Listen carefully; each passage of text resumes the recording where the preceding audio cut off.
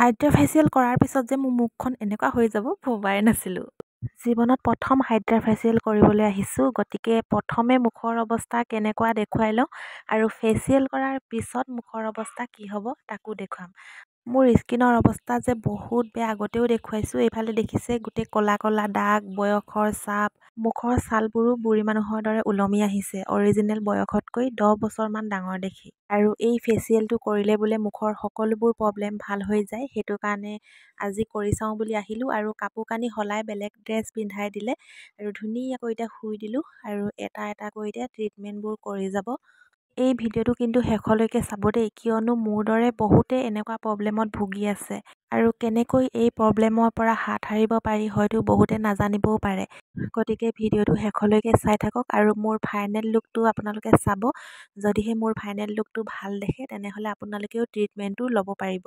কেনেকুৱা ভুতুনিজনী নিচিনা লাগিছে, মৰিশালিৰ পৰা যেন আত্মাহে ওলাই আহিছে। আৰু আজি আকৌ এবাৰ মোৰ শুভাকাংক্ষীসকলক, মোৰ ফলোৱাৰ্ছসকলক বহুত বহুত ধন্যবাদ। ইমান এটা দামী ফেচিয়েল কৰিবলৈ সঁচাকেই মোৰ সামৰ্থ্য নাছিল আৰু আপোনালোকে মোক এনেকৈ মৰম আশীৰ্বাদ দি আগুৱাই নিয়াৰ বাবে আজি ঘৰখন বনোৱাৰ লগতে নিজকো অকণমান সজাবলৈ সাহস কৰিব পাৰিছোঁ।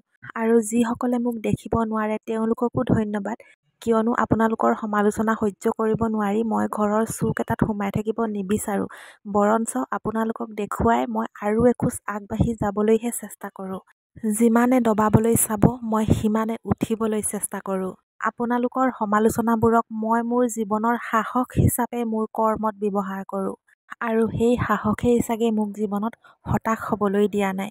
জীৱনৰ প্ৰতিটো বিপদৰ লগত অকলে যুঁজিবলৈ ওলাই আহিব পাৰোঁ আৰু ঠিক তেনেকৈ আজি যদি ফেচবুক বা ইউটিউব নোহোৱাও হৈ যায়, ইমানখিনিলৈকে মই হাতৰ বিদ্যা শিকি থৈছোঁ যে মোৰ হাতৰ বিদ্যাৰ জৰিয়তে যাতে মই মোৰ জীৱনটো নিশ্চিন্তকৈ চলাই নিব পাৰোঁ।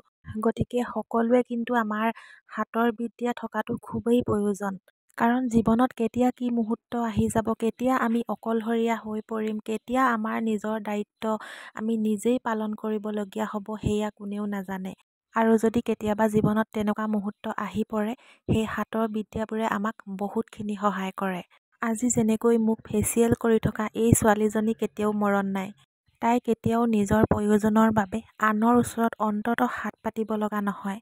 গতিকে আমি মহিলাবোৰ আত্মনিৰ্ভৰশীল হোৱাটো খুবেই প্ৰয়োজন। আৰু এইফালে মোৰ প্ৰায় ট্ৰিটমেণ্ট শেষেই হ'লগৈ আৰু এই মাস্কটো এৰুৱাই দিয়াৰ লগে লগে মোৰ ফাইনেল লুক আপোনালোকে দেখিবলৈ পাব। এই মাস্কটো লগোৱাৰ সময়ত ভিডিঅ' কৰা নহ'ল, কিয়নো কেমেৰা ধৰিবলৈ মানুহ নাছিল আৰু মোৰ চকুত দি দিয়াৰ লগে লগে চকু বন্ধ হৈ গ'ল।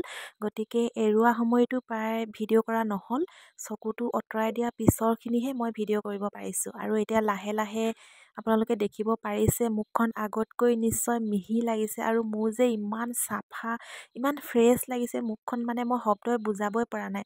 হয়তো আপোনালোকে এনেই কৈছোঁ বুলি ক'ব পাৰে, মানে মাস্কখন আঁতৰাই দিয়াৰ লগে লগে ঠাণ্ডা শীতল লাগি গৈছে মুখখন।